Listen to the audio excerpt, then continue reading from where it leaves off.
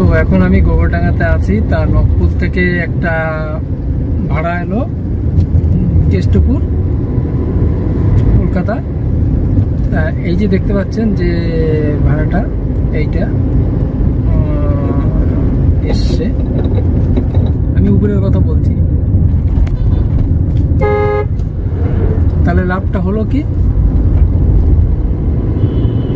Intercity খেটে নিটফল 0।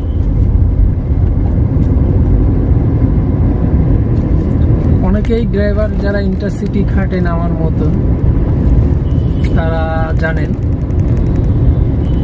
যে intercity ভাড়াটা খাটাটা চাপের ব্যাপার। তার থেকে সারাদিন আমি কলকাতার মধ্যে আস্তে আস্তে অল্প অল্প করে ছোটোখাটো 100, 200, 500 টাকার ভাড়া কেটে আমি সেই টাকাটা আমি ইনকাম করে নেবো।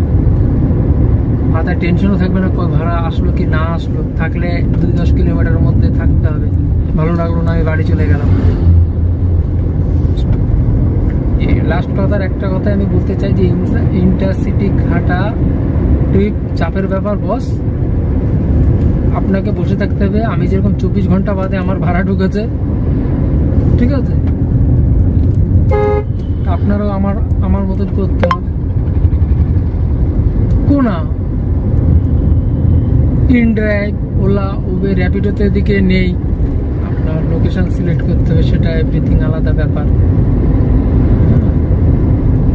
কিন্তু ভাড়া তো বস নেই। আমি সব রকম ভাবে ট্রাই করেছি, ভাড়া বস নেই। ইন্টারসিটি গিয়ে আপনি একটুখানি সিটির থেকে আউট স্টেট যখন বেরোবে, একটু গ্রামের দিকে বা রুরাল এরিয়ায়, ভাড়া পাবেন না। আপনাকে সেই লাস্টে বাধ্য হয়ে ফাঁকা গাড়ি টেনে নিয়ে যেতে হবে। এটাই মূর্তা কথা। তা আপনারা বস যারা নতুন, তাদের জন্যই আমার বেসিক্যালি ভিডিওটা করা, যে দেখাবে 2000, 3000, 4000 ভাড়া, কিন্তু লাভের লাভ কিছুই হবে না। আপনারা আলটিমেট ইন্টারসিটি ভাড়া কেটে ফেসেই যাবেন। আপনার ফাঁকা গাড়ি নিয়ে আসতে হবে। আর যদি বা চলে যান তো এই গাড়িটা টেনে আপ ডাউন রিটার্ন, তা আপনার তো একদিন বাড়িতে বসে রেস্টই নিতে হবে। 24 ঘন্টা যদি আপনি করেন, 24 ঘন্টা কেউ তো গাড়ি চালাতে পারে না, তা রেস্টই নিতে হবে। তা আপনারা বুঝে শুনে খাটবেন। যে সকল ভাইরা নতুন যারা ইন্টারসিটি খাটবেন, তারা বুঝে শুনেই ট্রিপগুলো খাটবেন। এর থেকে আর আমার আর কিছু বলার নেই। আজ এই পর্যন্ত। এই দেখেন ইন্টারসিটি ভাড়া রেটটা আমি দেখিয়ে দিলাম। আশা করি ভালো থাকবেন, সুস্থ থাকবেন।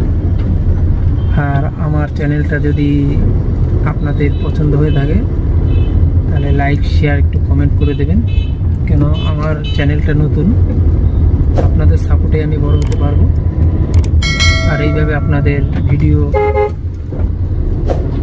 বানিয়ে হেল্প করতে পারবো। ওকে, থ্যাংক ইউ।